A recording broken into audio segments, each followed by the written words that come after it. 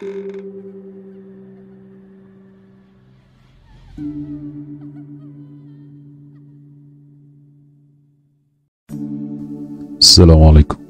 warahmatullahi wabarakatuh. Rahayu Sagung Dumadi. Masih bersama kami di channel Babat Nusantara. Pada kesempatan kali ini akan melanjutkan cerita Gajah Mada bagian ke-39. Sebenarnya lah rumah Ki Buyut telah dikepung rapat. Rakuti yang telah tiba di Kabuyutan Mojo Agung meminta anak buahnya berhenti di tengah bulan dan meninggalkan kuda-kuda mereka di sana. Selanjutnya, dengan berjalan kaki, rombongan prajurit pilihan itu bergerak menuju rumah Ki Buyut. Seorang peronda malam bernasib malang. Ia harus babak belur lebih dahulu sebelum dipaksa menunjukkan di mana rumah Ki Buyut Mojo Agung. Berbekal keterangan itu, Rakuti mengatur anak buahnya melakukan penggerebekan. Nyaris tanpa suara, para prajurit itu bergerak, meloncat dari bayangan pohon satu ke bayangan pohon lainnya, hingga akhirnya semua telah siap. Segenap prajurit menggenggam senjata masing-masing, watang terentang, siap melakukan pembantaian. Dengan langkah lebar, Rakuti melintasi pendopo dan mendekati pintu rumah Ki Buyut. Ki Buyut tersentak ketika mendengar ketukan. Namun dibiarkannya ketukan pintu itu terdengar sekali lagi. Barulah Ki Buyut yang tua itu melangkah tertatih-tatih sambil tangan kanannya memegang sebuah lampu ublik yang sangat redup.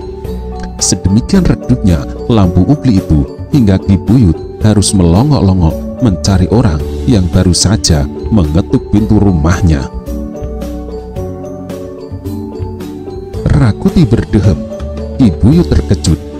"Siapa kau di sana? Ada apa malam-malam begini kau mengetuk rumahku?" Rakuti memandang wajah laki-laki yang berada di depannya dengan seksama. Wajah yang tua, wajah yang entah mengapa di pandangan matanya terlihat tidak menyenangkan. Menurut Rakuti, sebaiknya tak perlu ada wajah tua yang seperti itu. Sebaiknya mati saja. "Kaukah Ki Buyut Mojo Agung?" bertanya Rakuti datar. Ki Buyut termangu. "Rasanya kau belum menjawab pertanyaanku, Kisana." Rakuti tersenyum. "Aku Maharaja Kuti, Raja Majapahit, berkenan mengunjungi rumahmu." Ki Buyut membuat dirinya sendiri tersentak kaget. Bahkan Ki Buyut Mojo Agung juga membuat dirinya sendiri kebingungan untuk beberapa waktu. Di mata Rakuti, Ki Buyut sulit menerima penjelasan itu. "Raja Majapahit," gumam Ki Buyut. "Bukankah Raja Majapahit saat ini Sri Baginda Jayanegara, putra laki-laki tuanku Kertaraja Sajayawardana?" Rakuti berdesir mendengar jawaban yang terasa lugu itu. Rakuti cemas keterangan yang diperolehnya dari mata-mata yang ditempatkannya di antara pasukan Bayangkara ternyata keliru lagi. "Aku sudah menyebut siapa diriku," kata Rakuti. "Sekarang giliranmu memperkenalkan diri padaku. Benar kau Ki Buyut Mojo Agung?" Ki Buyut mengangguk. "Benar, aku orang yang kau maksud." "Bagus," Rakuti menyahut. "Kalau begitu, aku memang berkepentingan denganmu. Jauh-jauh dari kota raja, aku datang ke Kabuyutan ini guna meringkus Jayanegara yang bersembunyi di rumahmu."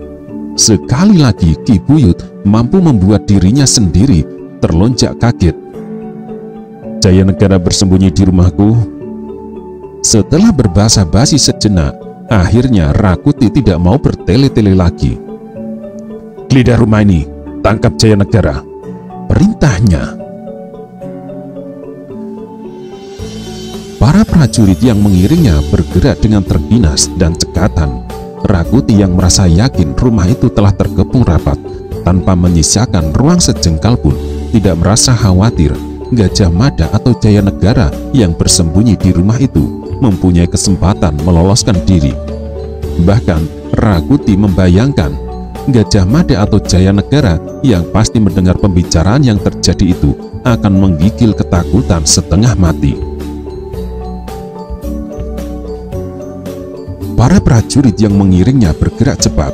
Mereka melakukan penggeledahan rumah itu dengan seksama.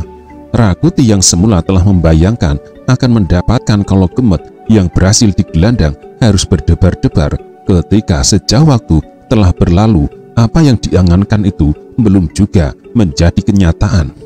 Prajuritnya belum ada yang menyetorkan wajah Jayanegara.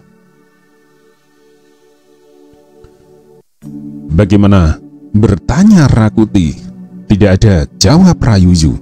Jawaban itu tentu menjadi jawaban yang sangat mencemaskan. Rakuti yang mengalami kegagalan cemas bakal dihadapkan pada kegagalan serupa. "Periksa sekali lagi," perintah Rakuti tegas. "Temukan jejak apapun yang bisa membuktikan Jayanegara pernah berada di sini." Rayuyu serta prajurit bawahannya segera menerjemahkan perintah itu dengan seksama. Semua ruang di dalam rumah Ki Buyut itu diperiksa dengan teliti.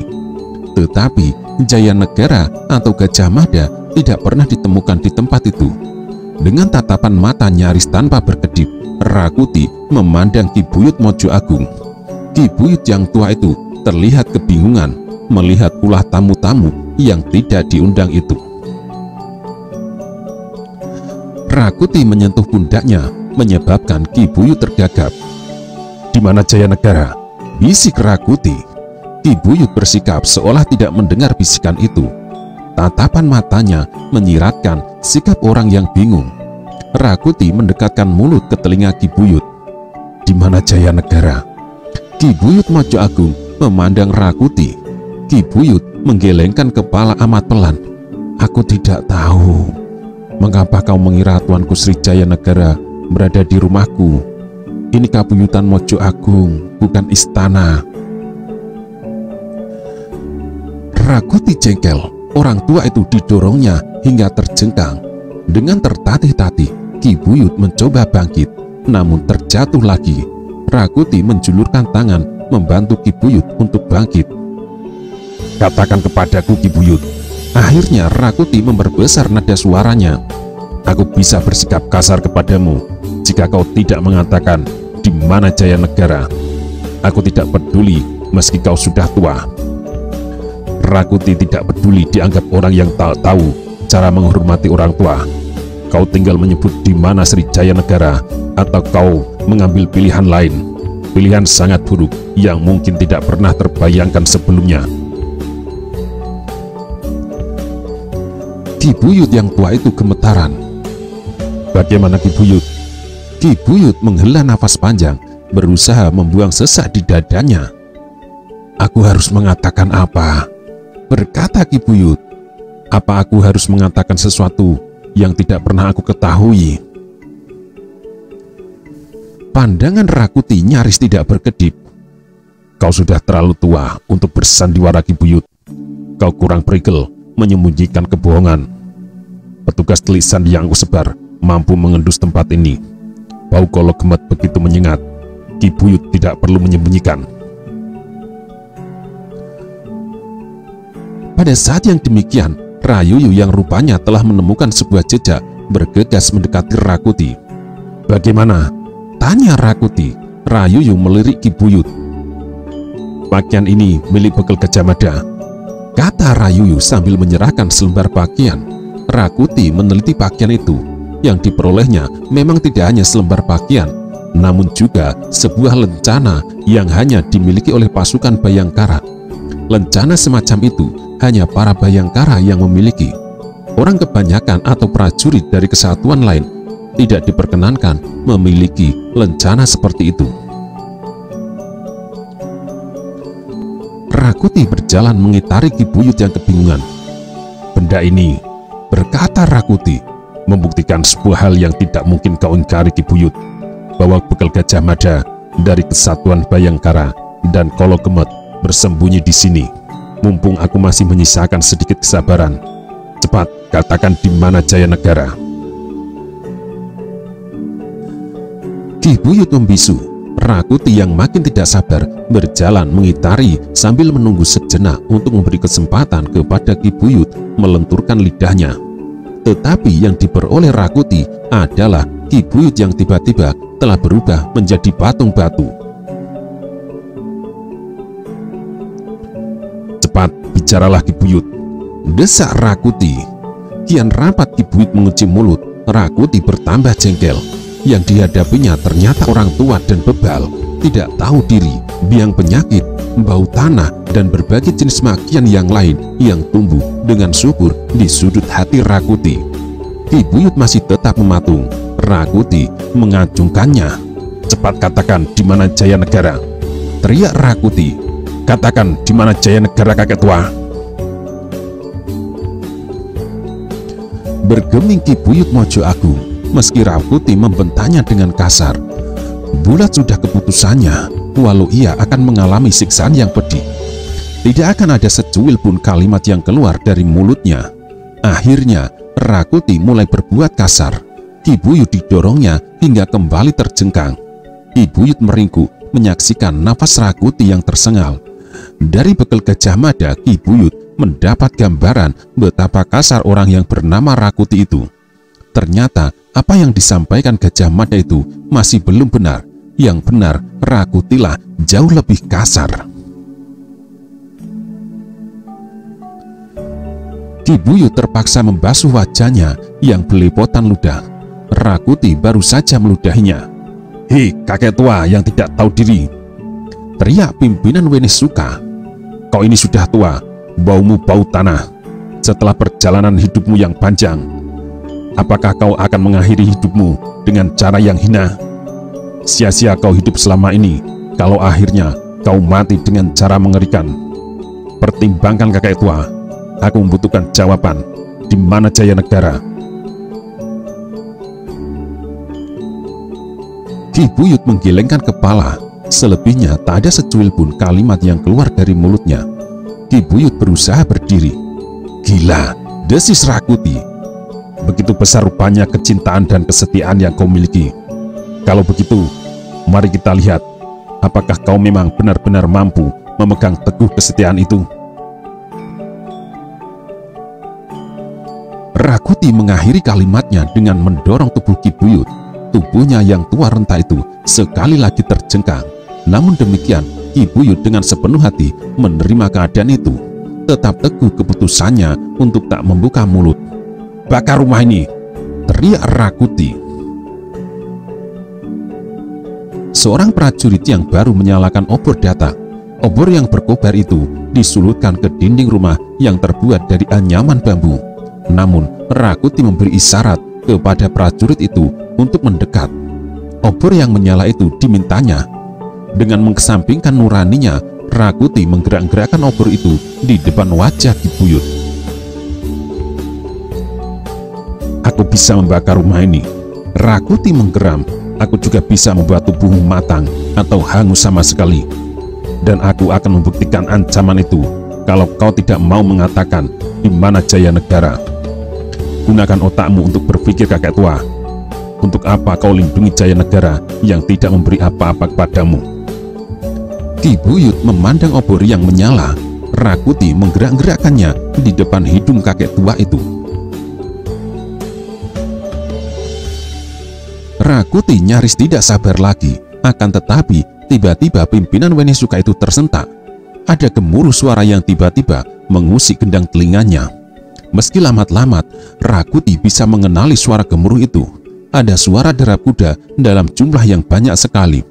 Para prajurit yang mengiring Rakuti segera berlarian menuju halaman dan bergegas menempatkan diri seiring dengan gemuruh yang makin lama makin dekat.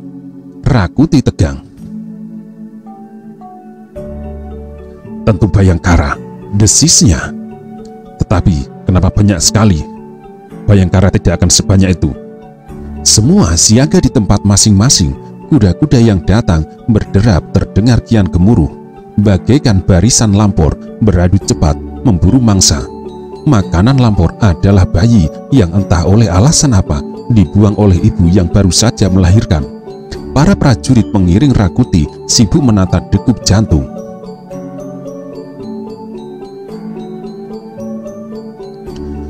Kuda-kuda berderap itu makin dekat dan sesaat kemudian muncul dari tikungan. Serentak para pengiring Rakuti mencabut senjatanya. Busur-busur terentang, anak panah siap dilepas. Namun mereka terbelalak. Gila, umpat Rakuti. Kuda-kuda itu terus berderap, bahkan melintasi mereka menyusur jalan panjang di depan kabuyutan ke arah barat. Itu kuda milik kita, teriak seorang prajurit kaget.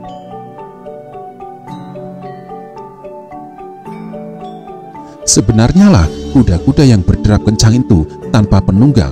Para prajurit bawahan Rakuti bisa mengenali kuda-kuda itu milik mereka yang semula ditinggalkan di tengah sawah. Gemetaran Rakuti menyaksikan keadaan itu. Amarah yang datang dengan tiba-tiba begitu menggelegar, nyaris merontokkan isi dada serta meretakkan dinding kepalanya. Rakuti sama sekali tidak menyangka, jauh dari kota raja, di tempat yang nyaris terpencil di kabuyutan Mojo Agung, para Bayangkara masih sempat mempermainkannya. Rakuti yang menggenggam amarah segera berbalik, tangan kanannya masih memegang obor.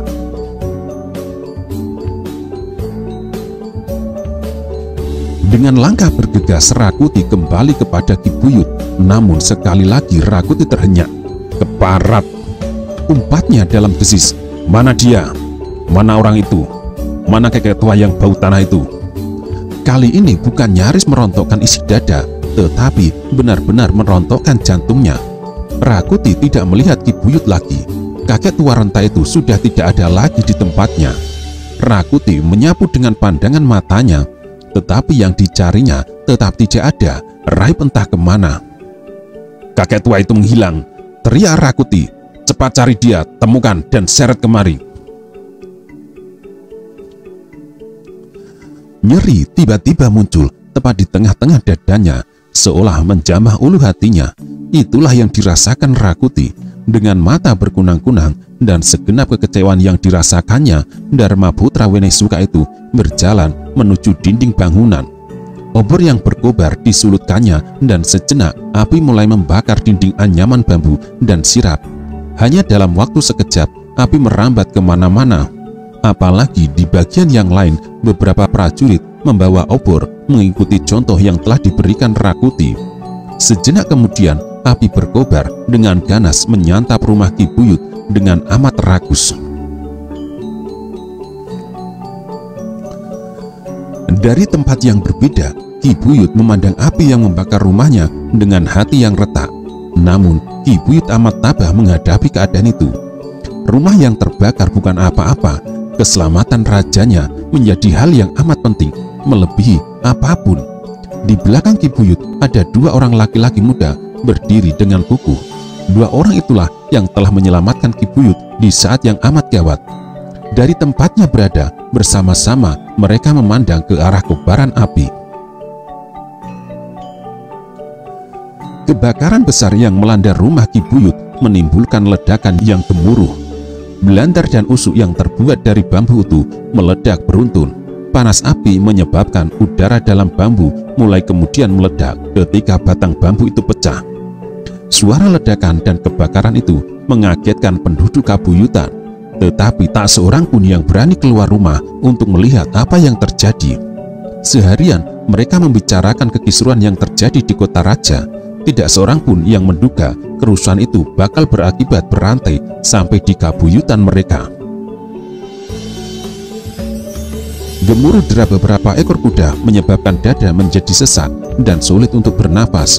Kini ditambah lagi dengan kebakaran rumah Ki Buyut. Di kabuyutan Mojo Agung kini seolah tersaji hidangan berupa keadaan yang tidak menentu, keadaan yang mencemaskan siapapun. Suara apa itu, Kang? Bisik seorang istri kepada suaminya dengan segenap rasa cemas. Rumah Ki Buyut dibakar prajurit, jawab suaminya.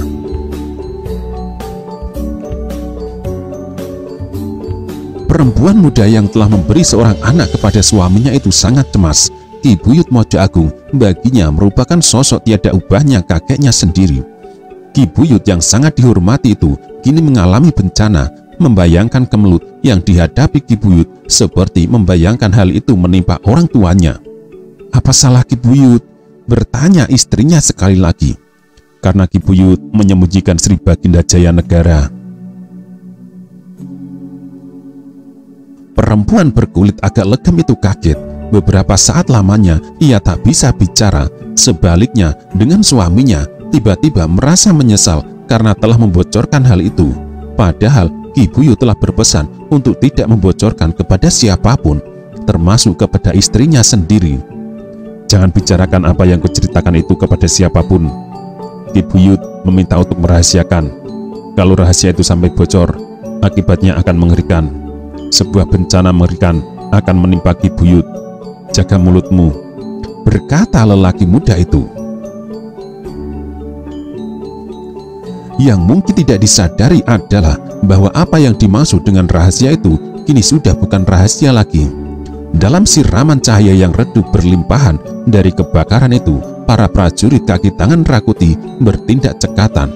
Salah seorang di antaranya menemukan sebuah jejak yang sangat penting.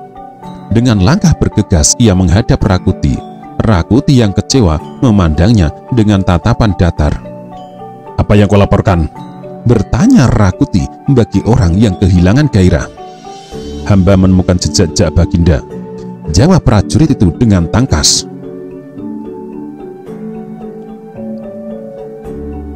Rupanya prajurit itu mempunyai kemampuan menarik hati.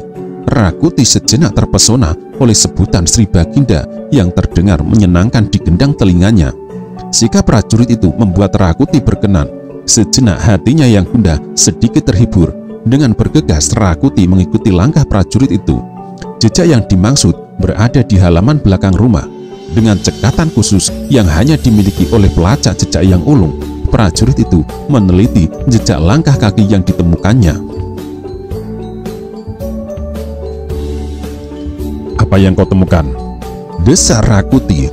Prajurit itu belum menjawab. Dengan obor ia melakukan pemeriksaan. Jejak dua orang laki-laki dan seorang perempuan, tuanku. Prajurit itu menjawab setelah merasa yakin. Bagus, berkata Rakuti. Jejak itu sudah lama atau baru? Ini jejak yang masih baru, belum lama, jawab prajurit itu dengan sigap. Rakuti mengalihkan pandang kepada Rayuyu. Ini jejak Sri Jaya Negara dan Gajah Mada, ucap Rakuti. Jejak kaki perempuan itu mungkin anggota keluarga Ki Buyut. Bisa anaknya atau bisa pula istrinya. Jangan kehilangan waktu, cepat kejar. Rayuyu bertindak cekatan. Sebuah isyarat segera diberikan. Segenap prajurit bawahannya segera berdatangan. Dengan sekali perintah, semua segera bergerak mengikuti salah seorang prajurit yang mempunyai kemampuan khusus melacak jejak. Api berkobar membakar rumah Ki Buyut dan dengan ganas melahap apa saja.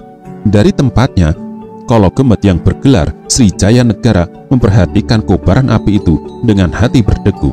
Terlambat sedikit, mungkin Rakuti akan melempar tubuhnya ke api yang berkobar itu. Api berkobar itu pula yang membuatnya Nyai Buyut gelisah. Sedemikian cemas Nyai Buyut memikirkan suaminya hingga mendadak kakinya lumpuh, tidak bisa diajak bergerak. Magersari yang bertugas melakukan pengawalan kebingungan menghadapi Nyai Buyut yang tiba-tiba tidak mau melanjutkan perjalanan itu. Nyai, berkata Magersari yang bertugas mengawal, kita harus segera pergi. Rakuti mungkin menemukan jejak kita dan menyusul. Ayo Nyai, kita berjalan lagi. Tetapi Nyai Buyut Mojo Agung seperti tidak mendengar bujukan itu. Pandangannya tetap tertuju pada kobaran api yang kian menggila. Sedemikian berat beban yang disanggah oleh Nyai Buyut itu, sehingga ia terhuyung-huyung di saat mulai kehilangan kesadaran. Dengan cekatan Jaya Negara menangkap tubuh yang ambruk itu. Nyai Buyut Mojo Agung pingsan. Bagaimana ini? Jaya Negara gugup. Nyai, Magersari yang mengawal perjalanan itu mengguncangkan tubuh Nyai Buyut. Namun Nyai Buyut tidak memberikan jawaban. Perempuan tua itu telah kehilangan kesadarannya. dengan cekatan Magersari itu memondong tubuh Nyai Buyut dan beranjak. Sri Jayanegara yang tidak mau ditinggal begitu saja bergegas mengikutinya.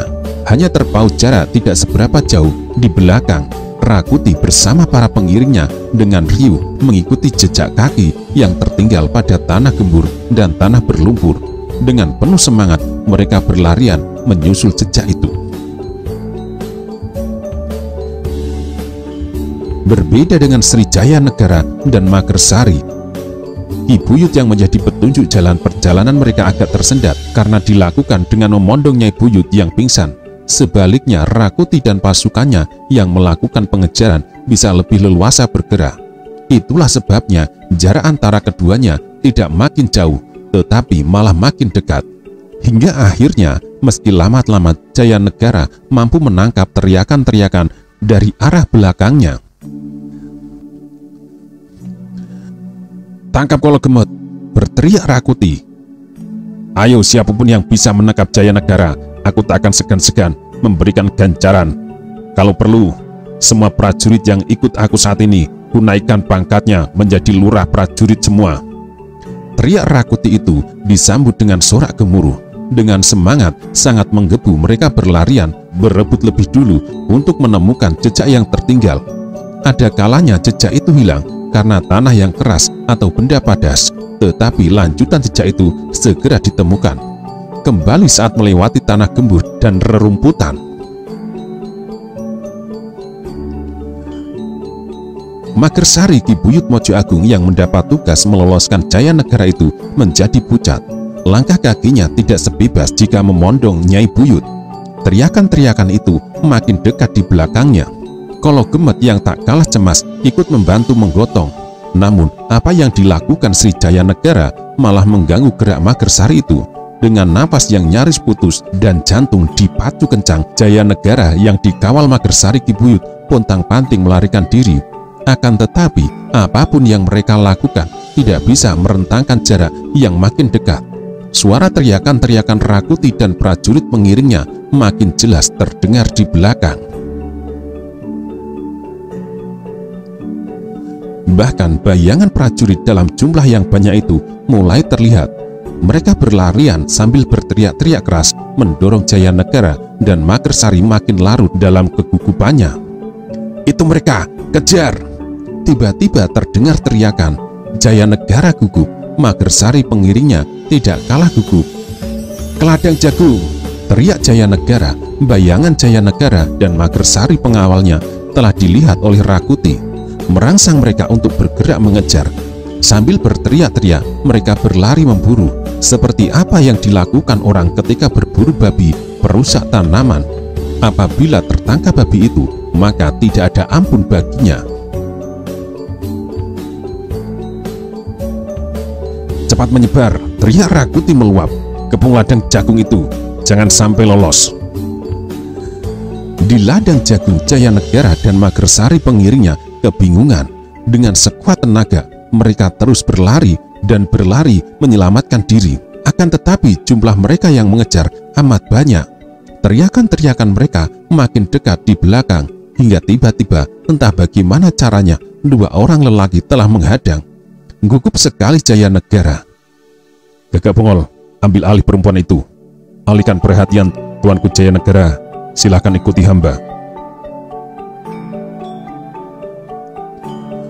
Berdesir tajam permukaan hati Jayanegara. Nyaris saja Raja Majapahit itu tidak percaya dua sosok orang yang baru saja muncul menghadang itu ternyata Bekel Gajah Mada dan Gagak Bongol.